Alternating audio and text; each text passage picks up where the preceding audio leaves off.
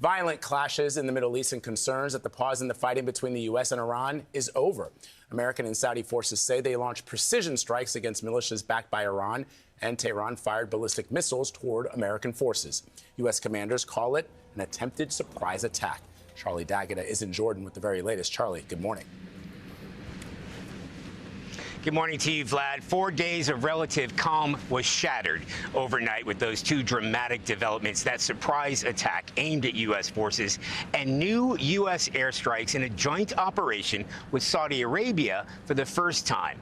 This might seem like, well, here we go again, but this is a serious escalation. So video shows attacks on Iranian-backed militias in Iraq in direct retaliation for drone strikes aimed at Saudi Arabian oil facilities. An Iraqi paramilitary coalition says the strikes killed and wounded multiple people and caused damage to buildings and other property. Then there's this surprise ballistic missile attack here in Jordan. Military sources tell us 5 of those missiles were intercepted. Remember, this is where those 3 U.S. soldiers were killed. So this isn't symbolic. This isn't a gesture, U.S. Central Command told us. This was another attempt to kill American troops. So fighting had been on hold to give diplomacy a chance. Now, in the middle of all of this volatility, President Trump met privately with Israeli Prime Minister Benjamin Netanyahu for the first time since this war began. Netanyahu described it as one of the best conversations, but earlier President Trump slammed the Prime Minister for exaggerating Iran's nuclear threat, saying, quote,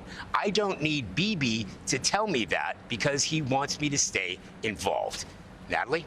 Charlie D'Agata in Jordan, thank you so much.